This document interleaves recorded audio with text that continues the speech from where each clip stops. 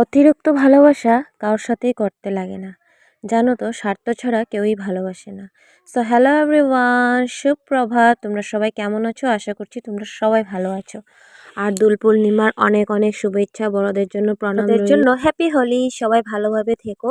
আর নেশাজাতি করলেও নিজের হুঁশটা ঠিক রেখো, কারণ ঘরে কিন্তু মা বাবা বউ বাচ্চা ভাই বোন সবাই আছে। এভাবে নেশা করো না যাতে মানে সবাই দুঃখ পায়, তাই না? তো দেখো, আজকে সকাল সকাল অনেকটাই সকালে উঠলাম, কারণ গ্রহণ লাগবে তার জন্য।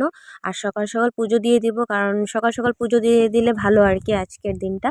তো মানে ঠাকুরকেও আজকে একটু হোলি দিব, যেহেতু আমরা আগের দিন ঠাকুরকে দিই আর পরের দিন নিজেরা খেলি আর কি। তো এদিকে দেখো, স্নান টান করে উঠান বাড়িঘর ঝাড় দিয়ে স্নান টান করে রেডি হয়ে স্নান টান করে ঠাকুর রুমে চলে আসলাম। আর অনেক দিন পর আজকে ঠাকুর রুমে আসলাম, তো তো অনেকটাই নোংরা হয়ে গেল। তার জন্য একদম নোংরাটা পরিষ্কার করতে করতে যেন অনেকটা দেরি হয়ে গেল। আর এদিকে মিঠাই ঘুমোচ্ছে, লাড্ডুও ঘুমোচ্ছে, বড়জনও ঘুমোচ্ছে। তো সকাল সকাল উঠে সমস্ত কাজবাজ করে নিচ্ছি, তারপর লাড্ডু উঠে গেল। আমি ওকে ডাকলাম যে তুমি উঠো। ওঠার পর তো আমাকে একটু ক্যামেরা ধরে দিল। আর আজকে আমার জানো বড় তো মেয়ে। কথাটা কেনই বললাম, কারণ একমাত্র ভগবান ছাড়া তোমাকে কেউই নিঃস্বার্থভাবে ভালোবাসবে না। সেটা তোমার নিজের মাই হোক না কেন, আর নিজের পেটের সন্তানই হোক না কেন। সন্তান, মাও কিন্তু সন্তানকে বুড়োকালে যে নিজের স্বার্থর জন্যই ভালোবাসে। আর মাও সন্তানও মাকে স্বার্থর জন্যই ভালোবাসে, তাই না? তো তার জন্য বলছি, ভালোবেসে একদম অন্ধ হয়ে যেও না, পরে কিন্তু কান্নাকাটি করবে। ভালো থেকে সুন্দরভাবে মার ভগবানকে পুজো করো। ভগবানই একমাত্র আছে যে নিঃস্বার্থভাবে তোমাকে ভালোবাসা দেবে। আর সেই মানে ভগবানের ঘরে এসে তোমার মনটা এতটাই শান্তি লাগবে, মানে আর কি বলবো। আমি অনেকটাই পাকা পাকা কথা বলে ফেলছি না, কিন্তু কথাটা কিন্তু একেবারেই সত্যি। আর তোমরা কারা কারা আমার কথাটা শুনে মানে মানে আমি কথাটা রাইট বললাম নাকি একটু কমেন্ট করে বলবে তো।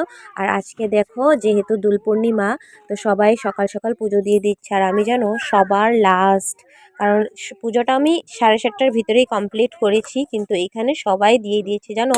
আমি যখন বিছনাতে ছিলাম, সবাই উঠান বাড়িঘর ঝাড় দিয়ে স্নান করে পুজোর রুমে ঢুকে গিয়েছিল। আর আমি জানি না এভাবে আমি মানে সবার প্রথমে কোন দিন হব। আমি অনেক চেষ্টা করছি যে আমিও সবার প্রথমে করব, জানো তো। আমার একটা চেষ্টা জিনিস আছে, যে আমি সবসময় চেষ্টা করি যে আমি সবার প্রথমে কাজ করব, যাতে সবাই বলুক যে না, মানে মেয়ে লোকটা মানে প্রথমেই কাজ করে নে। আর জানো তো, এখানে মানে সবাই সকাল সকাল উঠে, সেই সকালটা আমি উঠতে পারছি না। জানি না কখন মানে সমস্ত কিছু কাজ করে নেব সবার আগে। আর জানো, সবার আগে ভাগে কাজ করলে নিজেরও একটা ভালো লাগে, তাই না? আজকে ঠাকুর রুমটা খুব সুন্দর লাগছে। আমি এত সুন্দর করে কিন্তু আবির মানে ড্র করতে পারি না, যে